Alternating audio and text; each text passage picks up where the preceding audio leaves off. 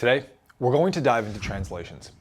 Translations are the mechanisms by which we move from the old words and stories to the new ones, from conflict language to architect language. Once you've learned the basics of translations, you'll be able to practice upgrading your own words right away. There are two types of translations: direct translations and indirect translations.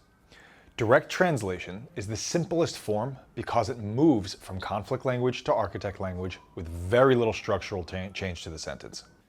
With negations, a direct translation simply replaces the negation keyword with its affirmation counterpart. For example, I can't stop myself changes to I can stop myself. When it comes to soft talk, a direct translation simply removes all of the softening words. For example, I'm thinking about probably going to the gym changes to I'm going to the gym. In the case of projections, a direct translation replaces the other person, people, or thing with yourself. For example, she makes me feel insecure changes to I make me feel insecure. And finally, with binary language, a direct translation replaces the binary keyword with its spectrum counterpart. For example, he never listens to me changes to he rarely listens to me.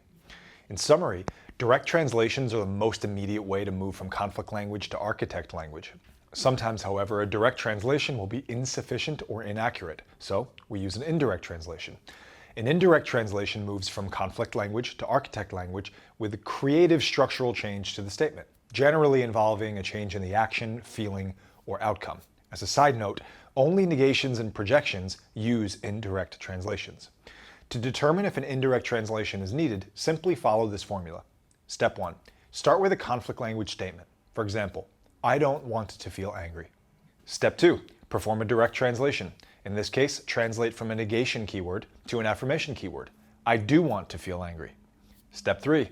Determine if this statement is accurate or inaccurate. If it's accurate, the direct translation will suffice. Yes, I do want to feel angry.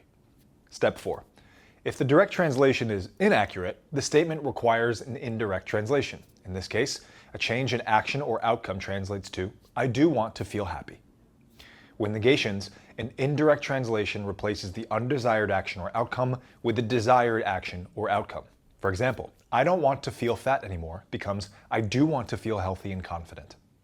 With projections, an indirect translation adds your feelings or actions after the original statement, plus the key phrase, and I choose to. For example, I hate it when Sam interrupts me becomes, I hate it when Sam interrupts me and I choose to get upset and take it personally. Is this accurate? Did you make this choice? Are there other options?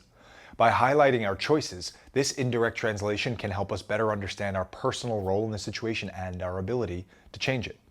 A final important note on translating projections. The purpose of translating projections is not to take blame or pile on shame for negative experiences. They're meant to give you space to interpret the experience differently, which ultimately gives you options. If I hold on to the statement, John hurt my feelings, I create a story where I am the victim of John and my only option is to feel hurt. If I hurt my feelings, I have ownership and control over that story and therefore the ability to choose a different outcome. See your workbook for more practice in translating conflict to architect language.